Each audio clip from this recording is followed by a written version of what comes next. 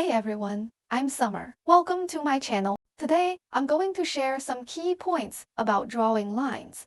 Lines are a very commonly used technique in modeling. Lines are often used in painting. The lines may seem very simple, but there are some techniques when they are actually drawn well. In this video, I'll share my understanding of wires. Through the analysis of the line drawing works of many artists, I find that good line drawing works have rhythm and variations between reality and illusion.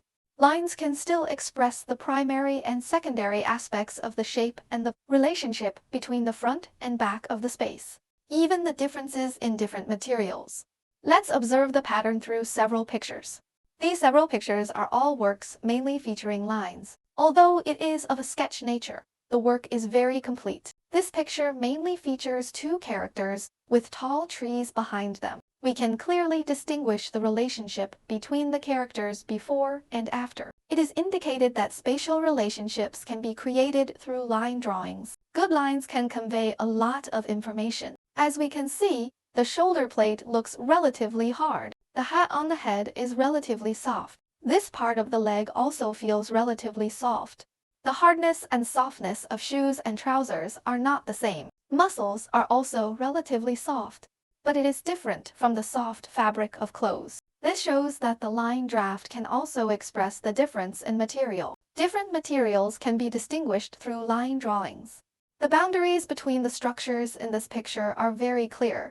We can clearly distinguish the position of each block. When I first learned to draw, I think that line drawing is just drawing structure. For the division of volume blocks, the representation of materials and spatial relationships is completely disregarded. I gradually found that the lines I drew always failed to distinguish the structure when I was drawing small diagrams. The lines look very monotonous, and there is no change at all.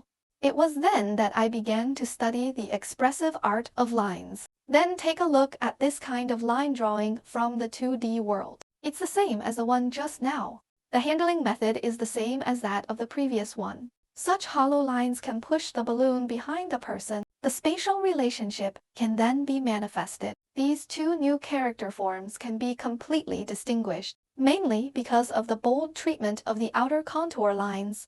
The picture of the European and American style on the left is the same. When the canvas is shrunk, it can be seen that the edge lines of the structure will all be dark in color and thick in line. The lines representing the materials and textures inside are very fine and light. The shape structure can be distinguished through such line contrasts. Looking at this work with more elements, the content of the picture is more complex, but this picture can distinguish the content of each part. Where is the hair? Where is the monster behind? The structure of each of these weapons on the waist is very clear. The more content and elements there are in the picture, the more complicated it will be to handle later. Some connections between objects are also becoming more and more complex. There will always be mutual influences among objects. The difficulty of handling these details will also be greater. By observing the expression methods of the lines in these several pictures, some key points have been summarized regarding the position of the thickness of the lines and the rules of their depth changes. The outer contour line is usually drawn thicker. The external structural lines are drawn thick, part of the boundary between structure and structure. The lines should be thick where the structure is reflected. The internal structure, depicting the fine lines of the structure, patterns and materials within the object's form. In this picture, the fabric pleats in front of the waist are drawn very lightly and finely. However, the outer contour of the fabric is a clear, thick line. Non-essential structures can be drawn lighter and with thinner lines. The color can also be slightly lighter than the important structure. The area that distinguishes shapes and the boundaries between them. The lines should be drawn in a dark and thick color. The lines have a progressive relationship of thickness. The outer contour line is the thickest of the overall design. The lines related to the shape and structure within the form can be slightly thicker. The parts where the texture and decoration do not affect the structure are expressed with extremely fine lines. The depth and lightness of the line color can be used to represent the front and back of the space. The lines of the objects at the back are light in color and thin. The lines of the objects in the front are dark in color and thick. This also conforms to the general law of air perspective. Another thing that is not easily noticed when drawing lines is light. When we draw lines, we need to consider the issue of light. Usually, The lines on the illuminated surface are light in color, while those on the backlit surface are dark. The lines of the projection part will also be appropriately thickened. There are also the turning areas of the shape, which are usually bold and use patina. This can better emphasize the turning surfaces of the structure. This will directly affect the structure of the shape you have drawn. Smooth areas usually use smooth, fine lines, and the hand will be a little lighter. In this way, through the differentiated treatment of different structures and different surfaces, the lines will be more rhythmic. I made a simple summary. When drawing lines, make them produce more rhythmic variations. Draw the turning parts hard with zigzag lines. Draw the smooth parts lightly and blur them. The area near the light source should be drawn lighter and shallower. The backlit area should be drawn thick and dark. Thicken the edges of the structure. The internal structure is drawn finely and lightly. Draw the nearby objects thickly and darkly. In the distance, draw it finely and lightly.